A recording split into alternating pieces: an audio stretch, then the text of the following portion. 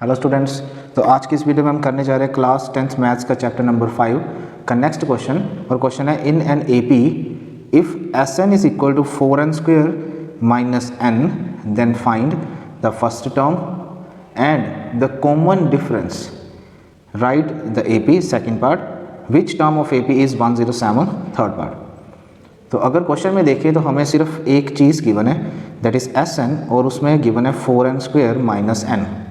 अब इसके हिसाब से हमने क्या करना है, हमें ये चीज़ें फाइंड करके देनी होंगी उनको। Find the first term and common difference, first term याद होगा आई होप ए, और कॉमन डिफरेंस डी होगा। ए पी फाइंड करके देनी है, मतलब ए और डी की हेल्प से 2, 3, 4 टर्म्स लिख के देनी होंगी इनको। और नेक्स्ट होगा विच टर्म, मतलब कि कौन सी टर्म 107 होगी। इनडायरेक्टली मतलब हमें आंसर तो गिवन है लेकिन पोजीशन मांग रहे हैं कि कितने नंबर पे होगी ये वाली टर्म। तो विच टर्म का मतलब यहाँ पे रहेगा इनडायरेक्टली एन निकालना। तो आई होप क्वेश्चन समझ आ गया होगा। तो लेट्स स्टार्ट करते हैं। तो एस एन की हेल्प से आखिर ये टर्म्स वगैरह कैसे निकालें, तो देखना है सबसे पहले तो एस एन को उठाना है 4n स्क्वेयर माइनस एन। अब इस देखना ना, एन की जगह पे मैंने 2 भर दिया तो 4 इधर 4, 2 के साथ स्क्वेयर, एन का स्क्वेयर, 2 का स्क्वेयर माइनस का 2, तो 2 2 ज़ार 4 रहेगा, बीच में कोई सीन नहीं तो मल्टीप्लाई, 4 4 ज़ार 16 माइनस 2 कितना आ जाएगा 14। तो हमें S2 भी पता लग गया, ठीक है। तो अब ऐसे ही एक और टर्म बना लेनी है, लेकिन इससे पहले आपको बता दूं कि आखिर ये टर्म्स वगैरह कैसे निकलेंगे। आपके पास S याद रखना है, ये हमें सम का गिवन है, ये सम का क्वेश्चन है। और जनरली मैं आपको सम का फॉर्मूला बता दूं, वैसे क्या रहता है, वो होता है n/2 2a plus n-1 into D. लेकिन इन्होंने ये नहीं बोला कि ये जो आपका जनरल फॉर्मूला उसको यूज़ करो, इसकी बात इन्होंने करी नहीं। ये कह रहे हैं कि हमने आपको ऑलरेडी क्वेश्चन में दे रखा है एस एन, इसकी हेल्प से बस जैसे मर्जी first term, common difference, A P और ये सब निकाल के दो। तो कैसे करना है देखना है। S1 हमारी S1 अपने आप में हमारा फर्स्ट टर्म होगा, तो सीधा सीधा हमें पता लग गया कि फर्स्ट टर्म क्या चीज़ है। तो S1 A1 के बराबर होगी, और फर्स्ट टर्म हमें मिल चुकी है, इनडायरेक्टली हमें A मिल चुका है। तो हमारे फर्स्ट टर्म का काम तो पूरा हुआ। नेक्स्ट आती है बात कॉमन डिफरेंस, लेकिन उसके लिए मुझे सेकंड टर्म भी चाहिए होगी, क्योंकि ए पी से ही पता चलेगा डिफरेंस का।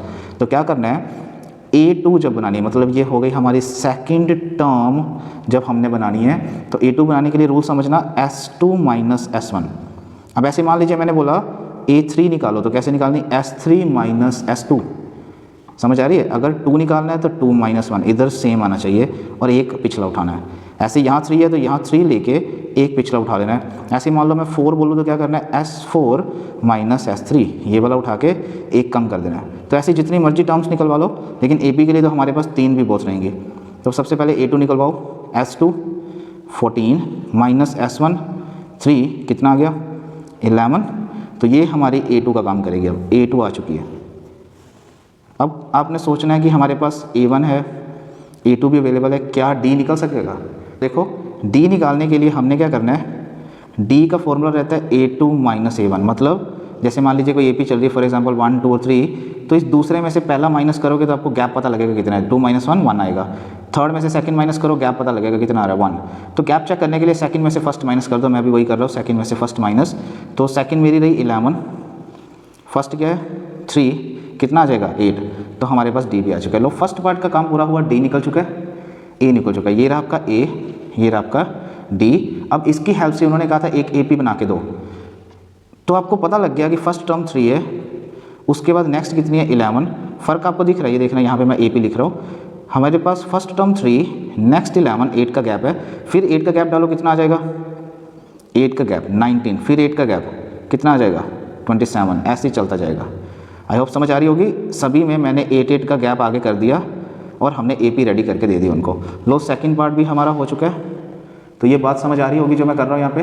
अगर नहीं विजिबल तो देखो क्या करा मैंने, 3 लिखा, 8 का गैप डाला 11, फिर से 8 का गैप करा 19, फिर से 8 का गैप कर दिया तो 27, 8 का गैप डाल के, ये हमारा गैप है ना, हमें पता लग चुका है। तो लो सेकंड पार्ट भी हमारा हुआ, ए पी रेडी है। अब थर्ड पार्ट की अगर मैं बात करूँ, हमारा थर्ड पार्ट जिसका मीनिंग है विच term of A P is 107, तो हमने टर्म बतानी थी कौन सी है। तो याद रखना है एन निकालना है, और हमें जो आंसर गिवन होगा, जो भी टर्म हमें आंसर गिवन होगा वो ए एन का काम करेगी, ये भी ध्यान रखना है। तो अब ए एन का फॉर्मूला लगाते हैं। ए एन हमने करा हुआ है ए प्लस n-1 इंटू डी। अब इसमें वैल्यू फिल कराओ। ए एन की वैल्यू क्या दिख रही है 107, ए कितना है, ए कितना था 3, n-1 n तो हमने निकालना है, नहीं पता। डी कितना है, डी हमने कितना निकाला 8, तो प्लस का 3 उधर जाके क्या बोलेगा माइनस, तो 107 माइनस 3 ये प्लस इधर आके माइनस इक्वल टू ये रहा as it is n-1 as it is into 8 as it is. तब माइनस कर लो कितना आ जाएगा, ये बनेगा 104 और इधर आ जाएगा n-1 मल्टीप्लाई 8। अच्छा ये मल्टीप्लाई 8 है, इधर आके क्या कहेगा डिवाइड, तो ये बाय लगा दिया, इधर आ गया n-1। तो अगर नहीं दिख रहा तो 1 मिनट लो, तो ये हमारा हो गया n-1 और इधर हमने 8 के हिसाब से कटिंग कर दी। तो देखना है पहले 4 के टेबल पे कितना आ जाएगा, सीधा 8 पे कर दे, 8 1 8 और पीछे बचा 24, इधर आ जाएगा 1, 24 आएगा 13, तो आ चुका है हमारा answer 13 is equal to n-1। Minus का मन इधर आके प्लस होगा तो कितना बन जाएगा 13 + 1 कितना आ गया, कितना आ जाएगा, ये बन चुका है हमारा 14। तो हमने उनको विच टर्म उन्होंने पूछा था, हमने उसका आंसर भी दे दिए, तो विच टर्म का आंसर आएगा 14, दिख रहा होगा n14। तो ये रहा हमारा टर्म, तो 14th टर्म इज़ 107। एक तो ये आंसर, ये हमारा थर्ड पार्ट का आंसर रहा, ये हो गया हमारे सेकंड पार्ट का, और ये था हमारा फर्स्ट पार्ट इधर से, और ये भी हमारा फर्स्ट पार्ट। तो आई होप समझ आया होगा क्या करा अभी तक। एपी के जितने भी रूल्स हमने अभी तक सीखे थे, एपी के जितने भी रूल्स अभी तक हमने सीखे थे उनकी हेल्प से ये क्वेश्चन करा हमने। एक बार दोबारा देख ले क्या था, हमें Sn गिवन था 4n² - n। हमें बोला गया था फर्स्ट टर्म निकाल के दो, कॉमन डिफरेंस निकाल के दो, फिर एपी बना दो, और विच टर्म कौन सी टर्म 107 होगी वो भी बता दो। तो हमने क्या करा Sn उठाया। एक बस नई चीज़ यही रही कि Sn की हेल्प से हमने टर्म्स बनानी सीखी इस बार। तो n1 फिल करा, इधर भी 1 फिल हुआ, सोल्व करके आ गया 4 - 1 3। यही S1 हमारा A1 का काम करके हमने A का आंसर बता दिया। नेक्स्ट था A2 बनाने के लिए रूल आपके सामने है S2 - S1, उसके लिए मैंने S2 रेडी करी। तो n की जगह पे 2 का स्क्वायर 4 4 4 16 - 2 14। तो हमने हर जगह जहाँ जहाँ n था देख लो हमने 2 फिल करा। इसके बाद फिल करने के बाद जब ये आंसर आ गया S2 और S1 के, मैंने दोनों को माइनस कर दिया और 11 आ गया। ये हमारा A2 का काम कर रहा है। अब A2 और A1 की हेल्प से ये देखो मैंने D का आंसर बनाया, 11 - 3 आ गया 8। जैसे D पता लगा उसके बाद तो जस्ट वैल्यू फिल करी। तो ये देखो मैंने जैसे ही वैल्यू फिल करी तो 8 का गैप रखना शुरू कर दिया। स्टार्टिंग हमें पता थी A, तो हमने A3 फिल करा। उसके बाद 8 का गैप डाल के 11 रखा, फिर 8 का गैप डाल के 19, फिर 8 का गैप डाल के 27 एंड सो ऑन। ऐसे हमारी AP रेडी हुई। थर्ड था हमारा कि कौन सी टर्म का आंसर 107 है, वो अभी मैंने आपके सामने सोल्व करा कि हमें AN गिवन थी 107, मैंने रख दी। फॉर्मूला था A + n-1 × D, A fill कर दिया, n-1 × D की जगह D फिल कर दिया, A फिल कर दिया। और हमें पता था ये प्लस का 3 है, इधर जाके क्या बोलेगा माइनस, तो हमने माइनस करा 104 आ गया।